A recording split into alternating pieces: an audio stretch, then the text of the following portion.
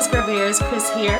So of course I did a tutorial on this look, eyes wise, but I want the focus for this video to be on the skin because I'm trying a couple of new products and trying to implement sort of a summer spring friendly foundation routine. I'm using a couple of products that are meant to either mimic the skin or just generally lighter products on my face. So I'm really excited to show you guys my updated face routine using these products, and I have nothing but great things to say. One product that I have used in this video, I've only used for the very first time, and this is from Becca. This is their Aqua Luminous Perfecting Foundation. I actually use this in combination with my current foundation, which is actually the L'Oreal True Match Foundation, which is amazing, you guys. You probably know that the consistency of that product is pretty kind of thin, watery, almost like airbrush foundation would be. It's kind of like that consistency. It's not too thick,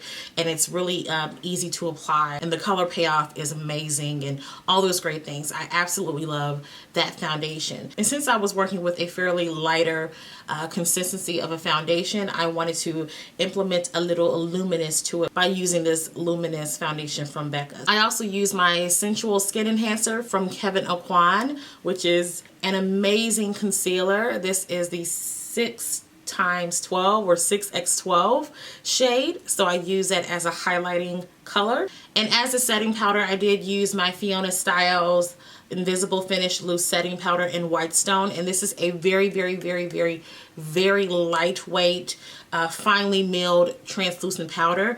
I use that to both set my highlight and do the slightest amount of baking. I really didn't do too much heavy baking because I wanted to have a certain effect to my skin. And as far as contour, I really didn't do heavy contour. I just concentrated the contour shades slightly around the cheekbone, just to make my cheekbones pop. I didn't go all in here. I really didn't go all into the temple too much. Overall, I love the result of my skin. It looks amazing.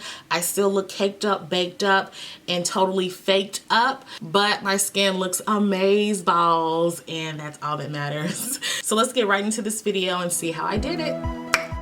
So I know you guys seen a similar eyeshadow look from me like this before, so it's not too complicated, and you guys can pretty much see what I'm doing. I'm pretty much using a combination of warm orange eyeshadows, dark brown, and in between brown eyeshadows as a crease and transitional color, and just making sure all of those colors are blended well together. As far as the lid color, I'm keeping it solid and pretty light, but before that I'm going to use a cream eyeshadow base, and this is from Mica Beauty. I believe I got this from my BoxyCharm gift box, and I'm just using that to create a base for this light shimmery sort of champagne colored eyeshadow. I do have a separate winged eyeliner tutorial, so if you guys haven't seen that, make sure that you guys check that out. I'll link it down in the description box below for you guys. It's pretty simple. And down below I'm just going to use a eyeliner and just kind of smudge out the lower lash line. I'm going to add a little bit of mascara to my lashes, of course, pop on some false lashes, and add a black eyeliner to my waterline. And that is pretty much the extent of the eyes. Moving on to the face, I am going to use my Becca Mattifying Primer, which is an amazingly efficient mattifying primer, and I'm going to apply the little mixture of foundation from Becca and L'Oreal, and that is the perfect color for my skin. For my highlighting concealer, I am going to use that Becca Aqua Skin Enhancer concealer, and this is a really bright color for me, which is fine because it's so blendable. This color, or this product, is very pigmented, is great, but I love how thin it is because it just melts into your skin and it easily blends into your skin, so you don't feel as though it's caked on it or it's heavy or anything like that.